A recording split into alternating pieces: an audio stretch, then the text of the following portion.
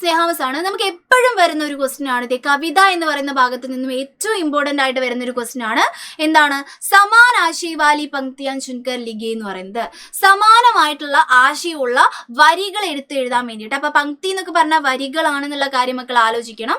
ഒന്നുമില്ല, മക്കൾക്ക് എന്ത് തന്നിട്ടുണ്ടാവും? കവിതയുടെ ഒരു ഭാഗം തന്നിട്ടുണ്ടാവും. എന്നിട്ട് നിങ്ങൾക്ക് എന്ത് തരും? പുറത്തു നിന്നും ഒരു ആശയം തരുന്നു.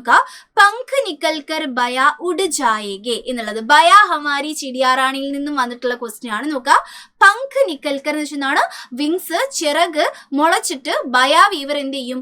ഉഡ് ജായേഗെ പറന്നു പോകും എന്നുള്ള ഭാഗമാണ് തന്നിട്ടുള്ളത്. മക്കൾ ചെയ്യേണ്ട കാര്യം ഇത്രയേ ഉള്ളൂ. ഇതിന് ഈക്വൽ ആയിട്ടുള്ള ഇതേപോലെയുള്ള ഒരു വരികൾ എവിടെ നിന്ന് എടുത്തെഴുതണം? ഈ കവിതയിൽ നിന്നും എടുത്തെഴുതണം. 2 മാർക്കിനാണ് ഇത് ചോദിക്കാറ്. ഇത് വളരെ ഇമ്പോർട്ടന്റ് ആയിട്ടുള്ള ക്വസ്റ്റ്യൻ ആണ്.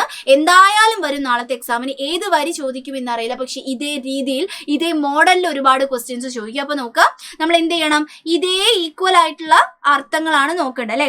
നോക്കുക, ഏതായിരിക്കും നമ്മുടെ വരുന്നുണ്ടാവുക? നമ്മുടെ ഈ ഒരു ഫിർ ജബ് ഉൻകെ പർ നിക്കലേങ്കെ ഉഡ് ജായേഗെ ബനാ ബയാ ബനേഗെ അല്ലെ. ഇതേ നമ്മള് പങ്ക് നിക്കൽക്കർ എന്ന് പറയുന്ന ഈ ഒരു ചിറക് മുളച്ചിട്ട് ഉഡ് ജായേഗെ എന്ന് ഭാഗമാണ് എഴുതേണ്ടത് അല്ലെ.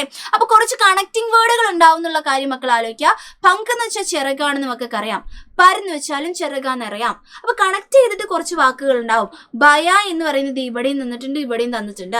അപ്പൊ കണക്ട് ചെയ്തിട്ട് ഏത് വരിയാന്നുള്ളത് കൃത്യമായിട്ട് എഴുതിയെടുക്കുക. 2 വരി എപ്പോഴും ഉണ്ടാവും. 2 മാർക്കിന്റെ ക്വസ്റ്റ്യൻ ആണ്. 2 വരി എപ്പോഴും എടുത്ത് എഴുതാനുണ്ടാവും എന്നുള്ള കാര്യം ആലോചിക്കുക. എന്നിട്ട് എന്ത് ചെയ്യുക? എന്റെ മക്കള് ഈ 2 വരികളും എടുത്ത് എഴുതുക കേട്ടോ. അപ്പൊ ഇങ്ങനെ എന്തായാലും ചോദിക്കാൻ വേണ്ടി സാധ്യത ഉണ്ട്. നന്നായിട്ട് പഠിച്ചിട്ട് പോയിക്കോളാം. Bye by.